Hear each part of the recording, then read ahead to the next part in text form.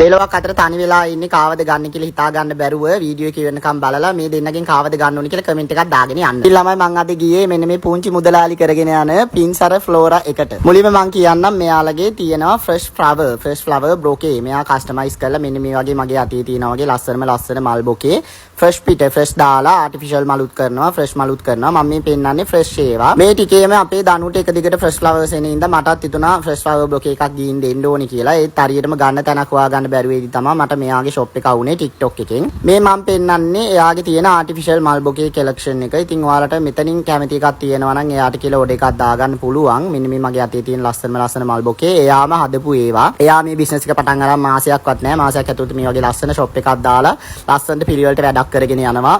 කැමති කෙනෙක් ඉන්නවා නම් සපෝට් එකක් දෙන්න. මල් බොකේ විතරක් නෙමෙයි මෙන්න මේ ග්‍රැජුවේෂන් පප්පලක් ඉන්නවා එයා ගාව.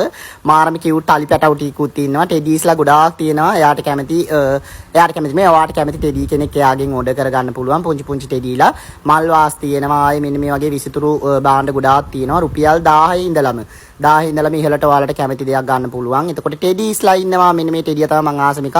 උනාට මං ගත්තේ නෑ. එයාගේ ෂොප් එක හරියටම තියෙන මිනුවන්ගොඩ දෙවලපිටියේ පාරේ සෙන්රි හොටෙල් එකේ ඉස්සරහා. ඉතින් ඔයාලට මේකට එන්න බැයි නම් ඔන්ලයින් ඕඩර් කරන්නත් පුළුවන්. ආටිෆිෂල් මල් බොකේස් ටෙඩීස්ලා එහෙම එයා ඩිලිවරි කරනවා. ෆ්ලවර් ගන්න නම් ඔයාට ඉතින් ෂොප් එකට එන්නම වෙනවා. මං එයාගේ පේජ් එක කැප්ෂන් එකේ මෙන්ෂන් කරන්නම්. පොඩියට වැඩේ පටන් අරගෙන ලොකුවට හීන දකින්න කෙනෙක් ඔයාලත් සපෝට් එකක් දෙන්න. මං අර ඉස්සලා පෙන්නපු ටෙඩීලා දෙන්නගෙන් එක්කෙනෙක්වත් ගන්නේ නෑ. මං ඒ පාටට කැමති නෑ. නිල් පාට එකක් කිල්ලුවා හැමෝටම වීඩියෝ එකක් දාන්න.